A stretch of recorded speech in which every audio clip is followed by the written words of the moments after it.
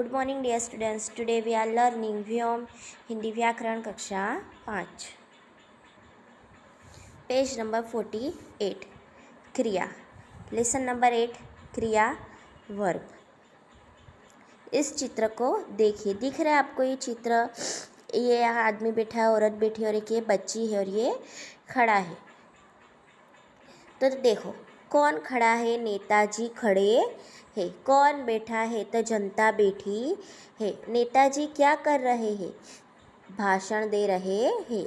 जनता क्या कर रही है? भाषण सुन रही है।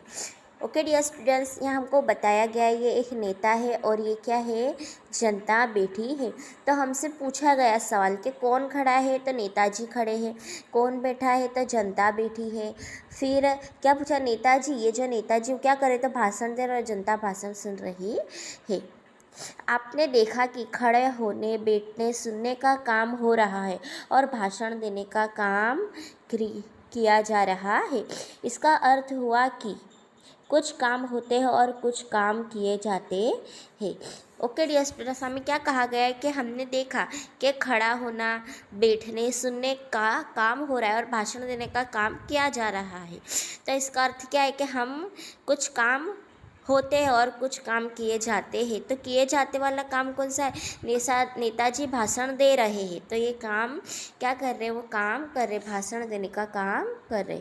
देखिए, जिस शब्द से किसी कार्य के करने या होने का बोध होता है उसे क्रिया कहा जाता है। क्या कहते हैं कि जिस शब्द से किसी कार्य के करने या होने का बोध होता है उसे क्रिया कहा जाता है। देखिए अब आगे, जब कोई काम किया जाता है तो उसे करने वाला भी होना चाहिए। जो काम करे उसे कर्ता कहा जाता है। क्या कहा गया है बच्चों? कि जब कोई काम किया जाता है तो उसे करने वाला भी होना चाहिए।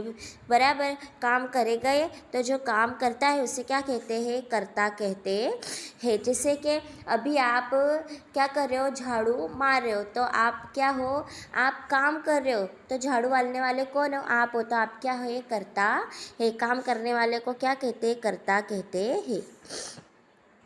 देखिए यहाँ हरभजन दौड़ रहा है। हरभजन नाम दे दिया और वो क्या कर रहा है? दौड़ने की क्रिया कर रहा है। इस वाक्य में हरभजन कर्ता शब्द है क्योंकि वह दौड़ने का काम कर रहा है। इसने काम ही किया ना बच्चों, ये दौड़ रहा है। दौड़ना क्या इजी होता है? आप लोग दौड़ते हो तो नहीं ना। तो हरभजन क्या है? कर्ता है। काम करने वाले को क्या कहते हैं बच्चों? कर्ता कहते हैं। इसलिए हरभजन दौड़ रहा है, वो दौड़ने की क्रिया कर रहा है। तो काम करने वाला क्या है? कौन दौड़ने की क्रिया कर रहा है? तो हरभजन। तो हरभजन शब्द करता है। अब देखिए पेज नंबर 49। जब कोई काम किया जाता है या होता है तो उसका प्रभाव किसी पर पड़ सकता है। जिस शब्द पर क्रिया का प्रभाव या फल पड़े उसे कर्म कहा जाता है। जैसे नीरज सेब तोड़ रहा है। इस वाक्य में तोड़ना क्रिया का फल सेब पर पड़ रहा है, अतः सेब कर्म शब्द कर्म है।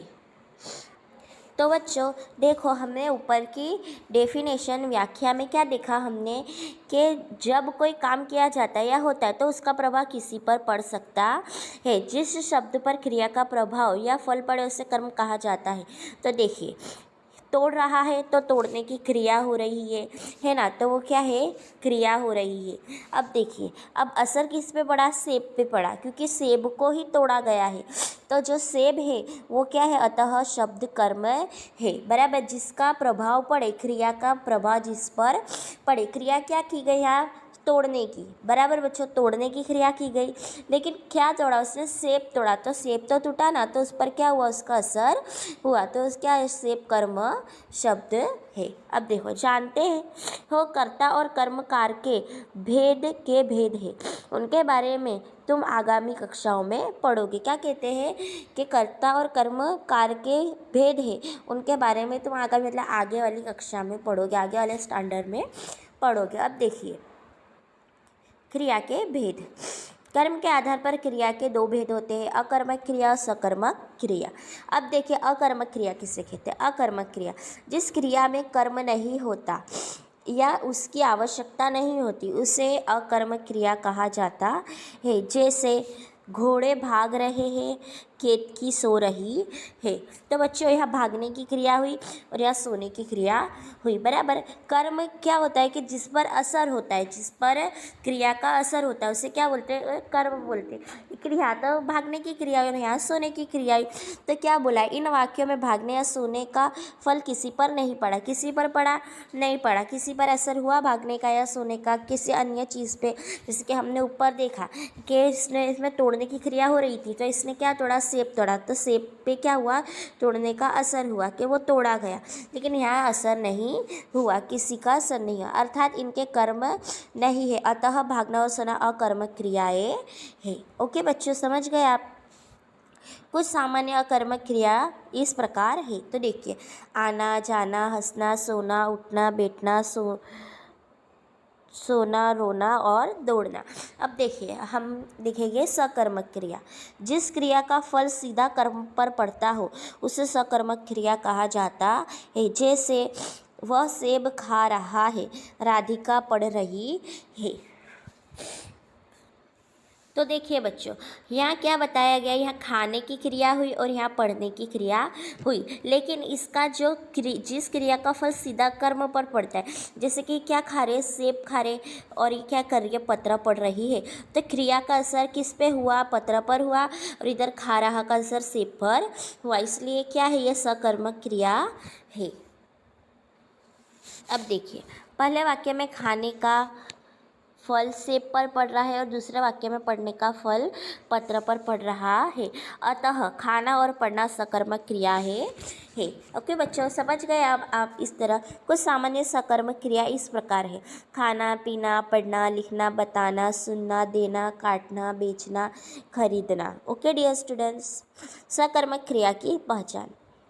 किसी वाक्य की क्रिया सकर्मक है या नहीं, इसका पता लगाना आसान है। वाक्य में क्या लगाकर प्रश्न पूछिए। यदि उत्तर मिले तो समझिए कि क्रिया सकर्मक है। यदि उत्तर न मिले तो समझिए कि क्रिया अकर्मक है। जैसे बालक पुस्तक पढ़ता है, क्या पढ़ता है, तो पुस्तक। इससे हमने क्या करा, ये बालक पुस्तक पढ़ता है, तो इससे हमने क्वेश्चन भी बना लिया और आंसर भी बना लिए कि क्या पढ़ता है, तो क्या पुस्तक पढ़ता है। अब देखो, बालक सोता है, तो इस क्या बनेगा, क्या सोता है, लेकिन हमको इसका उत्तर नहीं मिला। ओके डियर स्टूडेंट्स, तो ये क्या है, सकर्मक क्रिया नहीं है, क्योंकि जिस भी प्रश्न से उत्तर मिल जाता है तो उसको क्या बोलते हैं, सकर्मक क्रिया कहते हैं। अब आप समझ गए ना कि पढ़ना सकर्मक क्रिया, सोना अकर्मक क्रिया। यह भी समझिए, आपने पढ़ा कि पढ़ना लिखना क्रिया है।